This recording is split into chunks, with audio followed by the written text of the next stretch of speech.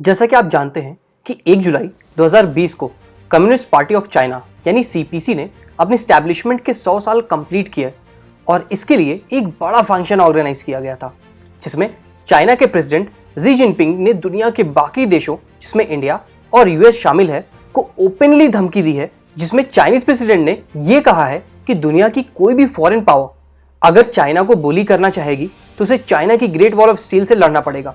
आज के इस गार्डिंग इंडिया के वीडियो में हम आपको चाइनीज प्रेसिडेंट जी जिनपिंग की इस धमकी और उसके इंडिया पर पड़ने वाले असर के बारे में बताएंगे, क्योंकि जम्मू एयरबेस पर हुए ड्रोन स्ट्राइक के चलते इस न्यूज को इंडियन मीडिया में द हिंदू के अलावा ज्यादा कवरेज नहीं मिला है। तो स्टार्ट करते हैं फिर। प्रेसिडेंट जी जिनपिंग ने यह speech communist party of China यानी सीपीसी के 100 साल पूरे होने के फंक्शन में दी थी। यह फंक्शन कई तरह से सिंबॉलिक था, क्योंकि कोविड में जहां दुनिया के बाकी देशों में पब्लिक गैदरिंग मना है, वहीं चाइना में 70,000 लोग इस परेड में शामिल हुए। इस फंक्शन को तियानानमेन स्क्वायर में ऑर्गेनाइज किया गया था, जहां की 1989 में चाइनीज आर्मी ने प्रो डेमोक्रेसी प्रोटेस्टर्स पर टैंक चला दिए थे। और एक तरह से इस जगह का सिलेक्शन ये दिखाता है कि चाइनीज कम्युनिस्ट पार्टी में डेमोक्रेसी की कोई जगह नहीं है। इस मौके पर एक मिलिट्री परेड भी हुई, जिसमें चाइनीज एयरफोर्स के लेटेस्ट J-20 स्टील्थ फाइटर्स और J-8 हेवी लिफ्ट हेलीकॉप्टर्स ने फ्लाई पास्ट किया। इसमें हेलीकॉप्टर्स ने 100 फॉर्मेशन में फ्लाई किया, जो कि कम्युनिस्ट पार्टी ऑफ चाइना के 100 साल को दिखाता है। लेकिन यह फंक्शन, जो कि चाइना का एक इंटरनल फंक्शन है, बहुत तेजी से ग्लोबल कंट्रोवर्सी में बदल गया, क्योंकि चाइनीज प्रेसिडेंट की स्पीच में बहुत सी कंट्रीज को ओपनली धमकी दी थी। और इस स्पीच की कुछ पॉइंट्स मैं आपको अभी बताऊंगा। नंबर 1, चाइनीज प्रेसिडेंट ने चाइना के मिलिट्री को और भी ज्यादा पावरफुल बनाने का प्रॉमिस किया, यानी चाइना भी अपना डिफेंस बजट और भी ज्यादा बढ़ाएगा, जिसका सीधा असर इंडिया पर होगा, क्योंकि चाइना की इस बढ़ी हुई पावर को मैच करने के लिए इंडिया को भी अपना डिफेंस बजट बढ़ाना पड़ेगा। नंबर 2, प्रेसिडेंट जी जिनपिंग ने डेमोक्रेटिक देश ताइवान को कैप्चर करके चाइना में मिला देने का प्रॉमिस किया है, जो कि एक तरह से ताइवान, जो कि साउथ चाइना सी का एक बड़ा देश है, को सीधी खुली धमकी थी। नंबर 3, चाइनीज प्रेसिडेंट ने यह भी कहा है कि चाइना दुनिया के किसी भी देश से अपना क्रिटिसिज्म नहीं सुनेगा। एक्चुअली अभी यूएस, इंडिया और दुनिया के बहुत सारे देश चाइना के वुहान इंस्टीट्यूट ऑफ वायरोलॉजी से कोविड-19 वायरस लीक की इन्वेस्टिगेशन की मांग कर रहे थे, जिससे चाइना ने साफ मना कर दिया है।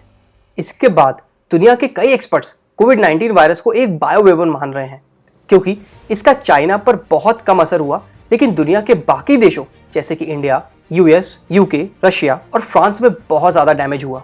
चाइनीज प्रेसिडेंट जी जिनपिंग का ये स्पीच पूरी दुनिया में चर्चा का टॉपिक बन गया है, क्योंकि इस बात से ये साफ है कि आने वाले समय में चाइनीज आर्मी की पावर और बढ़ जाएगी और चाइना अपने पड़ोसी देशों को लगातार परेशान करेगा। इसके साथ ही चाइना दुनिया के किसी भी रूल जैसे कि इंटरनेशनल लॉ ऑफ सीज को नहीं मानेगा, जिसका सीधा असर साउथ चाइना सी पर होगा।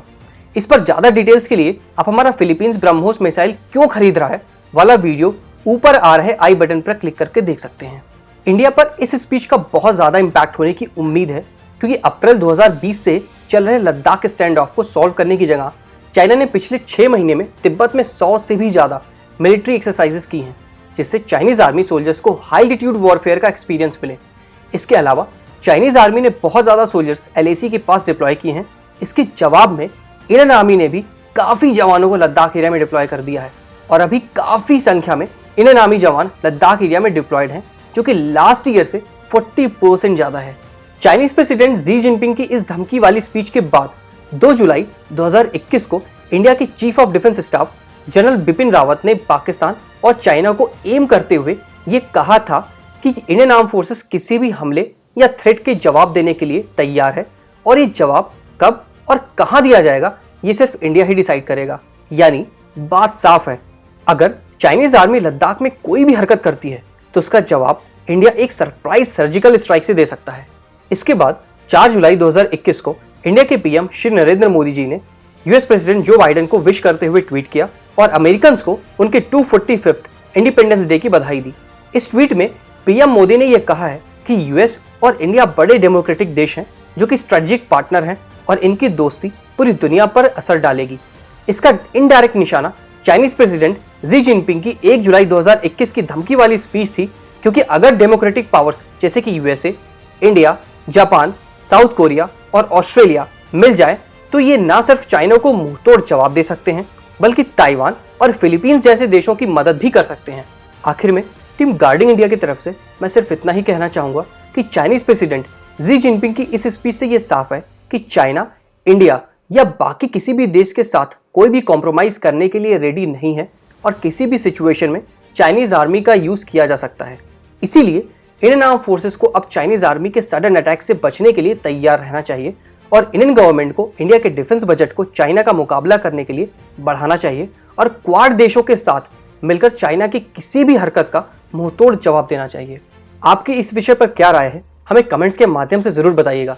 इसी के साथ इस वीडियो को हम यहाँ पर एंड करते हैं। वीडियो अगर अच्छी लगी हो तो वीडियो को लाइक, शेयर और चैनल को सब्सक्राइब करना जरूरी है। हम इसी तरह आपके लिए डिफेंस रिलेटेड वीडियोस लाते रहेंगे। मिलते हैं आपसे फिर एक नई वीडियो में। जय हिंद।